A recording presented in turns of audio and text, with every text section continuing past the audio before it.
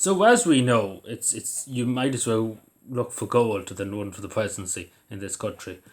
So there's many loops you have to jump through before you get on the ballot for the presidency. It's not like you just turn up. You think it would be that you just turn up, put your name forward, and then you're on the ballot. The same as local Tory elections. You have your 500, you can go for your election. Well, TD even, take for example. But the President of Ireland, you have to get the backing of 20 members of the Oireachtas from the Dáil of the Seanad, basically the Parliament. Or you need to get to the local county councils or the city council in Dublin City Council in Cork, obviously. To go to them to look for the nomination for the presidency, you need four of them. And as we've seen, this is to do with particularly the county councils at the moment. Like Cavan, take for example, I am, didn't vote for anybody. Like they didn't even bother to vote for anybody, even tried to vote for anybody for the interest of the people of Cavan. Same in Roscommon, same in other parts of the country. A lot of local authorities didn't vote. Like the only ones at the moment that has voted for any candidate is Kerry County Council and Tipperary County Council. They voted for Garrick Sheridan. Now I have many issues with Garrett Sheridan. He's probably most likely going to be the independent candidate. God help us all. But yeah, he's most likely going to be, because again we've seen the media push him.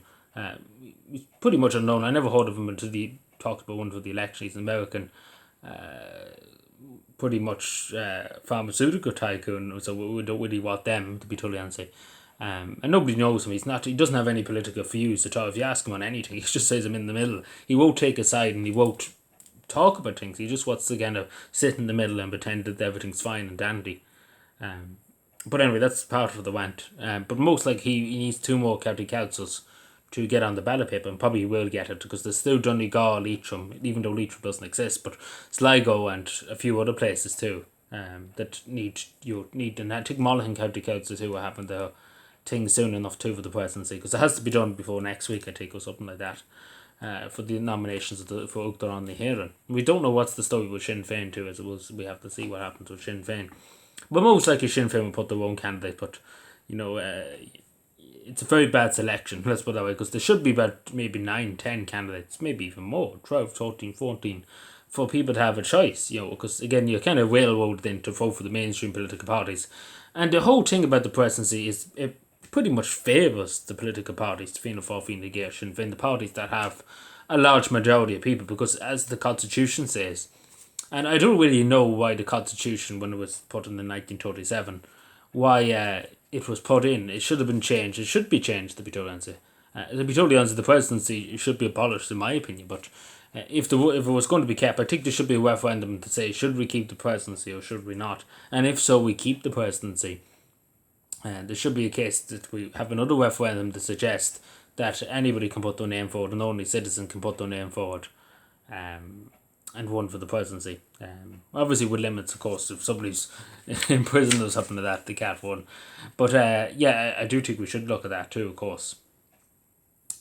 But yeah, nobody can really get on the ballot paper. Like, quite literally, no independent really has a hope, apart from Catherine Connolly. But as I said, it's mainly for the political parties. The Labour Party, Social Democrats, and People for Profit basically came together to vote for Catherine Connolly, which pretty much Catherine Connolly's not really an independent.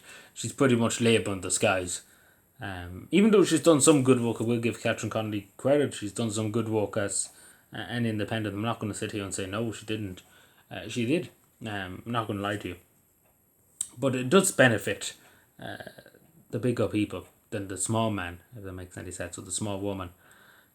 One reading that the only working class Joe, you know, and an only working class Joe, I'd rather see an only working class Joe put their name forward and win the presidency than somebody that's a queer politician that has millions in the bank that doesn't need the money, doesn't need to be in the Uachtar on the Hearing.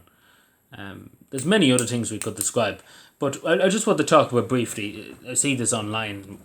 Another thing I just want to briefly talk about the presidency. A lot of people are saying about spoiling your vote at the moment, because a lot of people are very unhappy that there's no choice pretty much. You either have Fianna Fáil, and Fine Gael is pretty much one and the same, and then you have an independent that's pretty much Labour in disguise, Joe Burton in disguise, let's put it that way.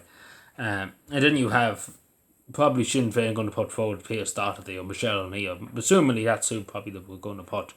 So it would be you know, something to vote for Sinn Féin too, because Sinn Féin have not the best interest of the Irish people at heart. and even Goward Sheridan, who would vote for him, to be totally honest with you? I don't mean to say you're not entitled to, but it has really nothing to offer. He seems to be a person who just kind of wants to sit in the middle and gets big money for nothing, to be totally honest. That seems to be his shtick. But yeah, but a lot of people are talking about spoiling the vote now as a protest. But I don't know. To be totally honest about this, I suppose we have to wait and see when the whole thing is said and done in terms of the process of electing people to the ballot paper, if that makes any sense. When that's all said and done, we can have a discussion. What's the story? Should people boycott it, or should people not bother to go and vote, or should people spoil the votes? But personally, I don't think spoiling the people's, like, going in to spoil a vote, I don't think it really makes much of a difference. It shows a protest, of course. But nearly at that stage, it's better need to stay at home if you're going to spoil your vote. That's what I think. Now, to be totally honest, just speaking personally, regardless of who goes for it, I kind of have to vote. I have no choice in the matter, unfortunately. And what I mean by that is I have no choice in the matter. I would kind of be kicking myself if I didn't vote. I voted in the general elections. If I was the first person in the door of my local voting station at 7 o'clock in the morning, there before 7 o'clock waiting to vote. Not many people, you can say that. And the same with the European election. Well, not the European election, sorry, the referendum for the family and care referendum. I was the first person in the door. So let's put it that way. It's a thing I'm going to keep going. So if it comes to it, I have to pick the worst of a bad lot. Let's put it that way. But hopefully Maria Stern can get in, the independent. But at the moment she's the back in vein 2 and 10 TDs and senators. But I don't know will she get, because she needs another 10. And she's not going to get that in the House of the Oireachtas of the Dáil, the Shannon. So she has to go to the councils, and there's not many councils left, as I say. You need 4. And again, as we see, all the majority of county councils now have said no, they're not going to vote for anybody, which I think is a shame. But that's what's going to. We all knew that would probably happen. But anyway, let me know what you take. I suppose that's just kind of my thoughts at the moment, the presidency. So yeah, thank you, everyone.